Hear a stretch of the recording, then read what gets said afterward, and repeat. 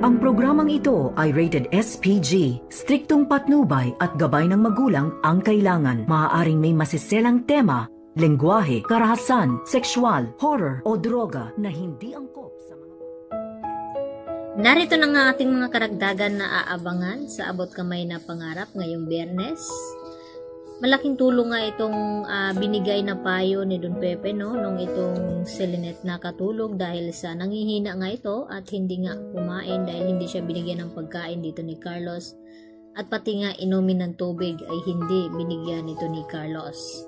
At dahil dito, gumawa agad ng plano itong si Lynette upang maisagawa niya ito at naniwala naman itong si Carlos. Kaya ginamitan ni Lynette ng magical technique itong kanyang nilulutong pagkain nang sa ganun makatulog nga itong si Carlos at tuluyan makatakas itong si Lynette. Kaya nagtatanong itong si Carlos habang kumakain na bakit parang nahihilo daw ito at dito naman sinagot ni Lynette na pangpatulog lang naman daw itong kanyang nilagay at hindi ito nakakamatay.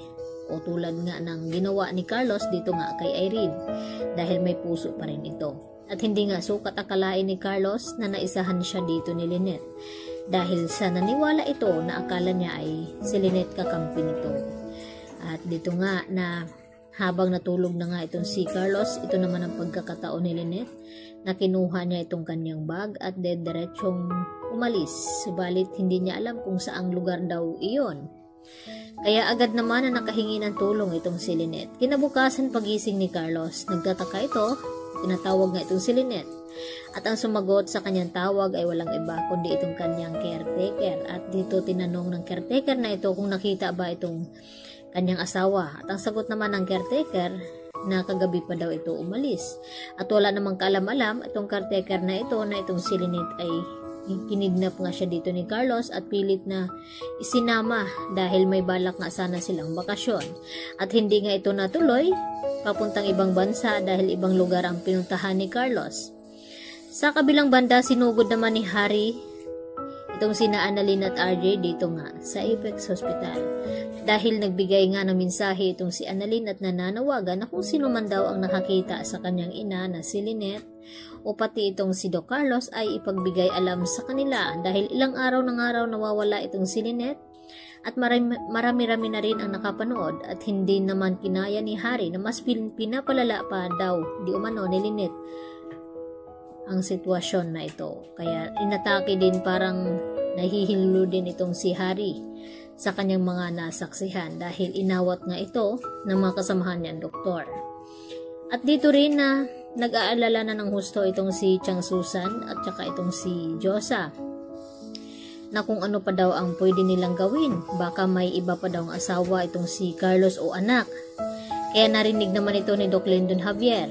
At ang naisip ni Doc Lyndon, itong si Zoe, na baka may alam nga ito o baka nagkausap sila ni Carlos. Kaya kinausap niya ng masinsinan itong si Zoe at tinanong kung alam ba daw niya kung nasaan nagtatago ngayon si Carlos. At dinidinay naman ito ni Zoe at wala daw siyang alam.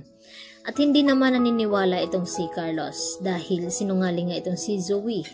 At wag daw siyang sagarin ang kanyang pasensya dahil pwede daw niyang isiwalat ang lahat ng kanyang mga nalalaman na sikreto tungkol dito sa tunay na pagkatao ni Zoe at Carlos dahil yun nga ay hindi pa nila alam. Ang nalalaman pa lamang nila ni Annalyn at RJ ang tungkol dito sa pagpapakasal nga ni Carlos sa US at ang tungkol dito kay Irene na hindi pala ito divorce. Kaya asawa pa rin siya dito ni Irene at hindi pa rin ito alam ni Lynette. Kaya magugulat itong si Lynette sa kanyang pagbabalik dahil sasabihin dito ni Annalyn sa kanyang ina na matagal na pala siyang niloloko dito ni Carlos. At pagsisihan naman ng husto ni Lynette ang kanyang pagpapakasal nga dito kay Carlos at hindi siya nakinig dito kina Giselle at Annalyn na mas kilalanin daw mabuti itong si Carlos bago niya pakasalan.